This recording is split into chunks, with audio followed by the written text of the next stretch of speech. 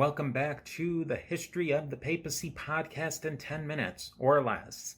Today we are going to talk about possibly history's greatest villain, but who knows? We have 10 minutes to find out. After Julius Caesar, Pontius Pilate is easily the most recognizable household name of any Roman in history. Only two actual people are mentioned in the Nicene Creed, the most basic statement of belief followed by almost every Christian. The Virgin Mary, Jesus' mom, and Pontius Pilate.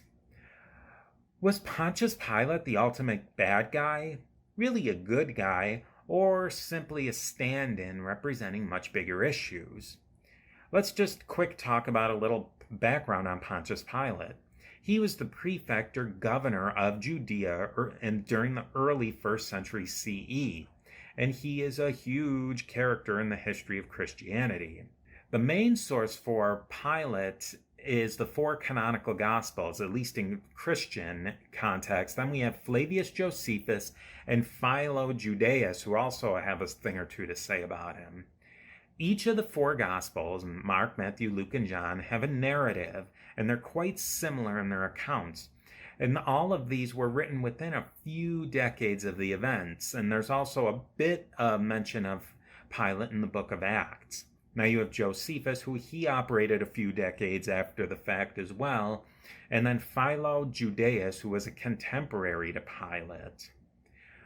Little is known about Pilate's pre-Judean career, but a lot can be inferred, which comes with its own problems. What is known? Pilate was the prefect or Roman governor of the province of Judea, and there's even inscriptions to that effect that have been found in archaeological digs in the modern day Israel. Now, Pilate was in the Roman military because Judea was governed as a military province, and that's really about all that we know about his military careers. So the rest is really conjecture, so let's conject. Some sources link Pilate to an equestrian Samnite family, and Samnites were a tribe from near Rome. They were like Romans, but not fully accepted by the Romans of Rome proper, the city. Pilate was a high-ranking official, but not that high, and definitely this was the highest rank that he was likely to get. Pilate would have worked and earned his way up through the military ranks, so he's a hardcore soldier. From the sounds of it, at least based on Philo, Pilate came to Judea like a bull in the china shop. He was not in any way culturally sensitive, as we're prone to speak about today. Pilate set up military standards and placed military shields in the Holy Temple, and he minted coins with pagan images. The question is, was he purposefully being boorish, or did he just not know these things were absolute no-nos for Jews? These actions caused massive civil unrest in Judea. Jewish leaders made trouble for Pilate back in Rome, and this was not good for his career. So we get a little bit more information out of the canonical Gospels. They all more or less tell the same stories with a few extra details here or there. So the story is basically that Jesus was brought before Pilate, and there was a fight over jurisdiction, so to speak, between the Jewish authorities and the Romans over whose problem Jesus was. If it was a religious issue, then Jesus would be tried by the Jewish authorities. If he was trying to usurp or somehow have political issues, it was Rome's problem. That's why in all four Gospels, Pilate asks Jesus, quote, "Are you king of the Jews?" Jesus gives one of his classic responses. He doesn't deny it, but he doesn't say yes either. He kind of turns it back around on Pilate. Depending on the Gospel, there's more or less of a back and forth between Jesus and Pilate. The Gospel of John has quite a deep conversation between the two. Pilate and Jesus likely couldn't have had a direct conversation without translators. Jesus spoke Aramaic, Pilate Latin.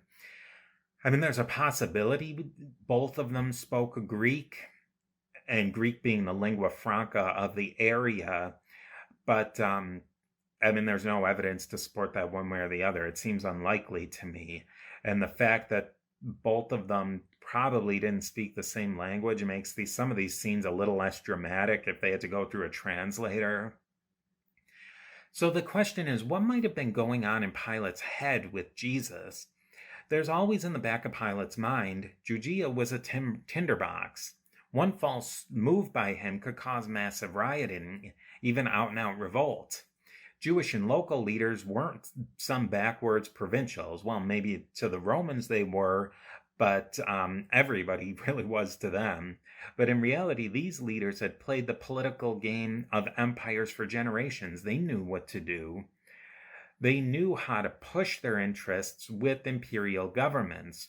So when on an early spring day, a new Jewish troublemaker came in on the daily arrest sheet, Pilate would have had some concerns. Jesus must have had a following of some popularity and power. Otherwise, why would the leader of just like 12 guys and a couple of women, half of whom were his family, have ever gotten onto somebody like Pilate's radar? He just would have never gotten involved. So this is how this mess gets dumped into Pilate's lap. So the questions that come to mind, is this real? Meaning, did the gospel writers just make up this whole interaction with Pilate out of whole cloth?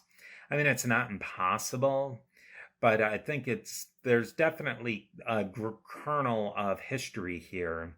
It's possible, more likely, that the whole philosophical conversations, especially in John's Gospels, were embellishments and narrativized to make his theological points. Otherwise, I think the preponderance of evidence shows that this did happen.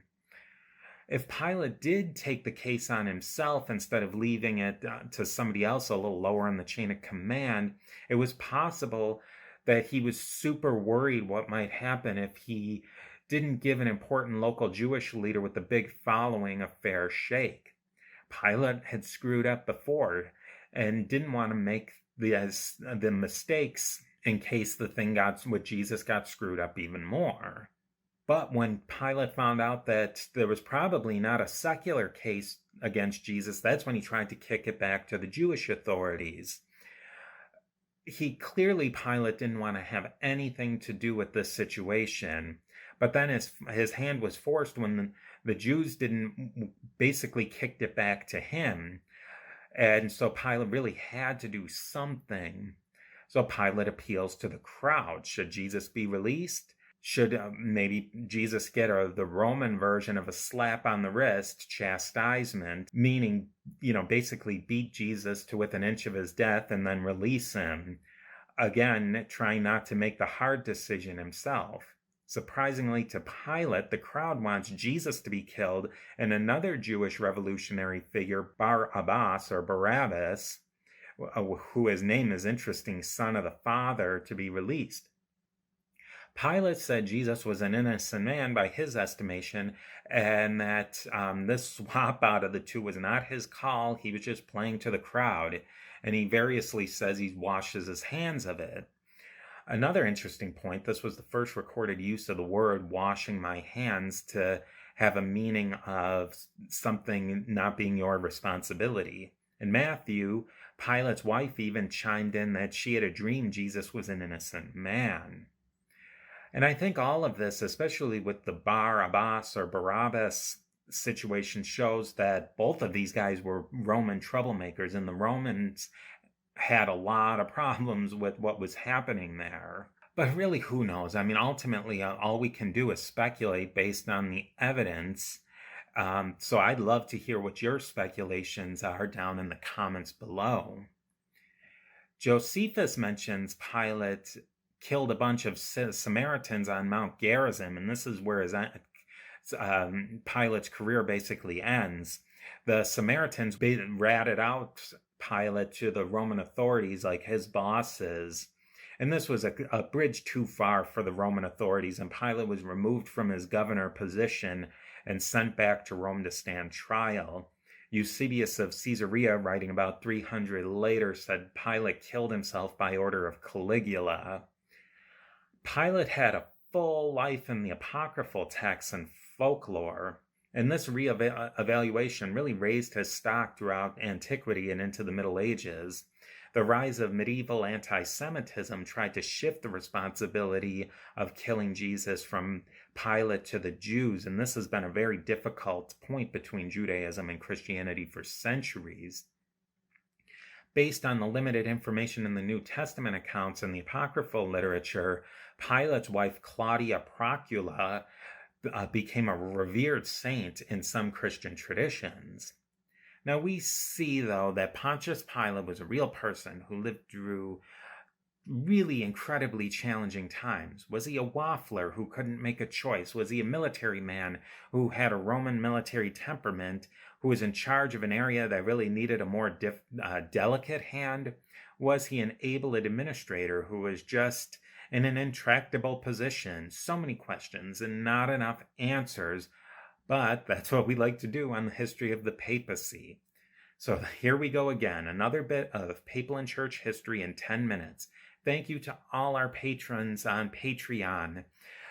Go there to support the show. Your support really helps this whole thing work. Make sure to click like and subscribe and ring the bell to get more videos just like this, and I will see you next time.